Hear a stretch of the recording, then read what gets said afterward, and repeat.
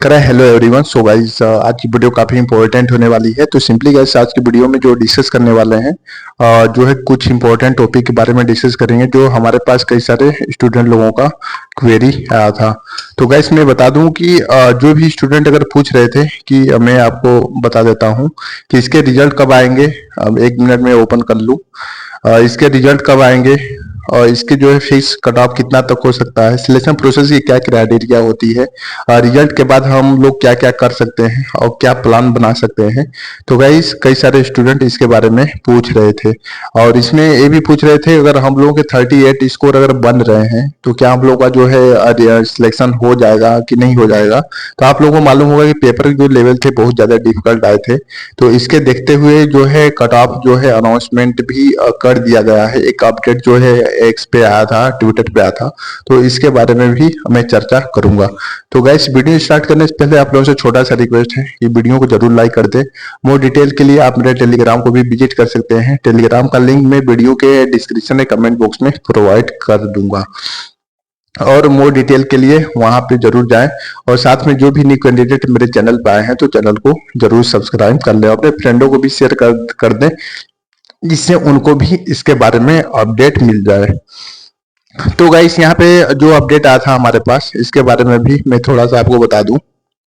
कई सारे स्टूडेंट लोगों के चाहे मेल हो चाहे फीमेल हो, कई सारे लोगों ने पूछा था कि इसके रिजल्ट कब तक आ सकते हैं। देखिए तो यहाँ पे गाइस मैं बता दूं कि इसके रिजल्ट जो भी अनाउंसमेंट किए जाएंगे वो आपके जो है जून के फर्स्ट वीक तक आपको रिजल्ट देखने को मिल जाएगा। तो आपको जून के फर्स्ट वीक तक वेट करना है और आप इसकी ऑफिशियल वेबसाइट पे जाके रिजल्ट आसानी से आप जो है डाउनलोड कर सकते हैं। ओके, ये तो रिजल्ट की बात हो गई। अब यहाँ पे कई सारे स्टूडेंट पूछे हैं कि हमारा जो है 38 के प्लस स्कोर बने हैं तो क्या मेरा सिलेक्शन हो जाएगा, प्लीज कंफर्म मी, मुझे कंफर्म करिए। तो देखिएगा इस यहाँ पे अगर आप लोगों के स्कोर अगर 38 अगर बन रहे हैं तो ये डिपेंड करता है कैटेगरी वाइज। उन्होंने कैटेगरी नहीं बताया है लेकिन मैं बता देता हूं कि कैटेगरी वाइज कितना स्कोर होने पे आप लोगों का सिलेक्शन होगा, कितना स्कोर होने पे सिलेक्शन नहीं होगा। क्योंकि आप लोगों को मालूम होगा कि जो पेपर के लेवल जो मैंने अपनी वेबसाइट पे पोल किया था तो इसमें मैंने जो हमारे पास जो कई सारे स्टूडेंट लोगों का जो डेटा आया था मैं इसके अकॉर्डिंग से बात कर रहा हूँ कि जो पेपर का लेवल था वो जो है मॉडरेट टू डिफिकल्ट देखने को मिला था। तो यहाँ पे जो है 90 स्कोर में से आपका जो है इतना अगर स्कोर आप लोगों का बनेगा तो आप लोगों को सेफ जोन में है, आप लोगों का सिलेक्शन हो जाएगा। अगर आप जो है यूआर कैटेगरी से हैं, अगर आप यूआर कैटेगरी से हैं, मेल के लिए भी बता रहा हूं, अगर आप यूआर कैटेगरी से हैं तो 40 से 45 के बीच में अगर आप लोगों के स्कोर अगर बन रहे हैं तो आप लोगों का सिलेक्शन होने का पूरा चांस है। अगर आप ओबीसी कैटेगरी से हैं, अगर 38 से लेकर 42 के बीच में अगर आप लोगों का स्कोर अगर बन रहा है तो आप लोगों का सिलेक्शन ओके है।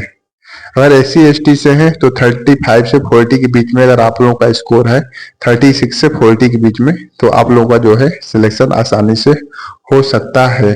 तो गाइस यहाँ पे मैं बता दूं कि जो भी स्टूडेंट अगर फीमेल लोगों की बात करें तो इसमें से आप जो है एक या दो, क्योंकि मेल के जो कट ऑफ रहेंगे, मेल के जो सेफ स्कोर रहेंगे और फीमेल के जो सेफ स्कोर रहेंगे तो ज्यादा का डिफरेंस नहीं होता है। 2 से लेकर 4 मार्क्स जो डिफरेंस होता है या 3 मार्क्स का डिफरेंस होता है, इसी के आसपास होता है। तो आप आसानी से जो है फीमेल का भी, जब मेल का आप लोगों को मालूम हुआ है तो फीमेल का भी आसानी से आप लोग निकाल सकते हैं। तो ये तो हो गया मेल और फीमेल के कट ऑफ के बारे में।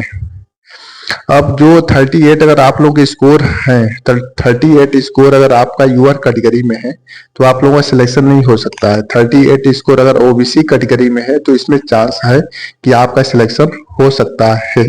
तो इसलिए जो है 38 अगर आप हैं तो ओबीसी से हैं तो आप जो फाइनली ओके है। अब उसके बाद आगे की क्या है मेन जो सिलेक्शन प्रोसेस। अब ये भी पूछा गया है कि जैसे रिजल्ट अगर आ जाता है तो फिर उसके बाद आगे क्या करना पड़ेगा, क्या प्रोसेसिंग होगी, इसके बारे में हमको अपडेट देके बताइए। तो देखिए रिजल्ट के बाद वेबसाइट पे कट ऑफ लिस्ट और मेरिट लिस्ट जारी होती है। जब रिजल्ट आ जाएगा तो जो है इसकी वेबसाइट पे कट ऑफ और मेरिट लिस्ट जो है जारी की जाएगी और उसके बाद टाइपिंग टेस्ट, स्किल टेस्ट के लिए कॉल लेटर आएगा।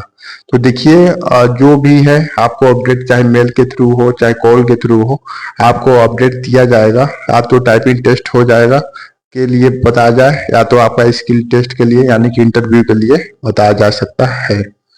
फिर आपका जो इतने सारे कंप्लीट होने के बाद आपका डॉक्यूमेंट वेरिफिकेशन की प्रक्रिया होगी।